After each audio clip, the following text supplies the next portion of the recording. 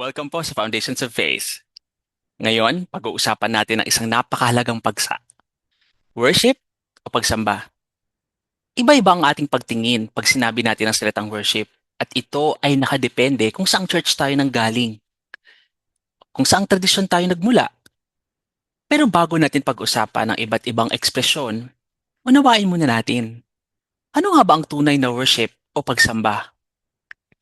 Ang ibig sabihin nito ay ang pagbibigay ng halaga, worth or value at pagbuhos ng ating pagmamahal, pag-ibig at patinding pasasalamat sa ating Diyos. Sa paglipas ng panahon, nagtalo-talo ang mga tao at denominasyon tungkol sa estilo ng pagsamba o worship.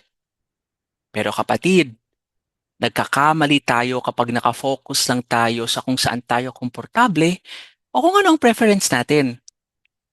Ang pinakamahalaga sa pagsamba ay ang object o kung kanino ba nakatukoy ang ating pagsamba. Ito ay ang ating Diyos. Sabi ng Panginoon sa Lumang Tipan, sa pamamagitan ng mga propeta, sinasamba niyo ako gamit ang inyong mga labi, pero napakalayo ng inyong mga puso. Ayaw nating maging ganitong klaseng tao. Magaling lang sa labas, pero malamig ang puso. Hindi ito worship. Ito ay pagpapanggap lamang o pagbabalat kayo ng isang pusong makasarili. Sa John chapter 4, kinausap ni Jesus ang babaeng Samaritana. Nagdedebate sila kung saan ba dapat sumamba.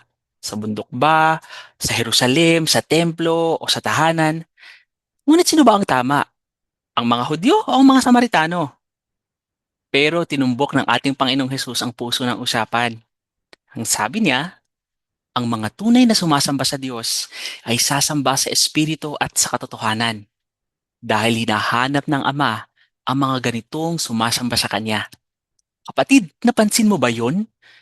Naghahanap ang Diyos.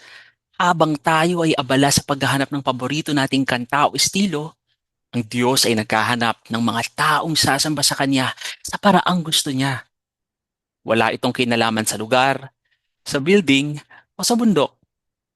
Ngunit ano ba ang ibig sabihin ng sa espiritu at katotohanan?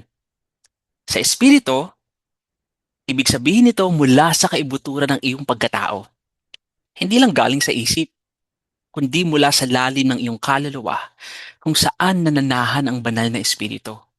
Ito yung umaapaw na pagmamahal at pasasalamat sa Panginoon.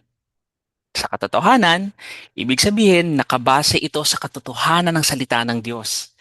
Sabi nga sa Deuteronomy chapter 6, ibig mo ang Panginoon mong Diyos ng buong puso, buong kaluluwa, buong isip at buong lakas.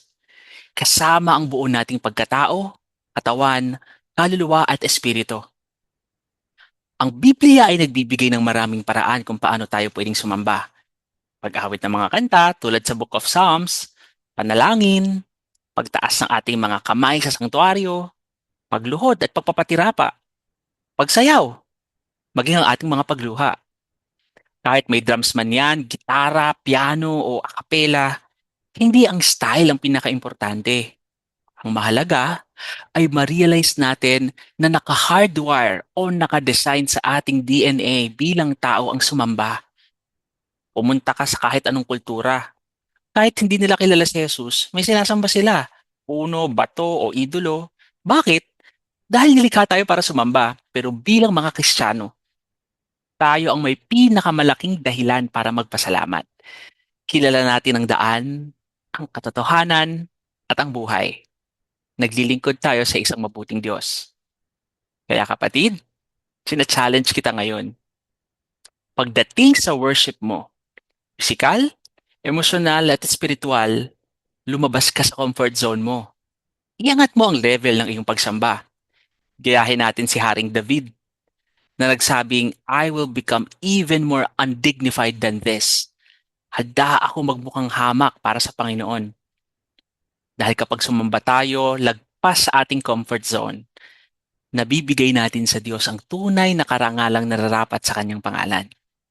Kapatid, nilikha ka para maging worshiper dahil sumasamba ka sa isang Diyos na sobrang nagmamahal sa iyo at ibinigay ang lahat para iligtas ka at ibalik ka sa Kanya. Kaya ibigay mo ang buong puso mo kay Jesus ngayon. Brothers and sisters, let's worship God with all of our hearts. Praise God, everyone. God bless you.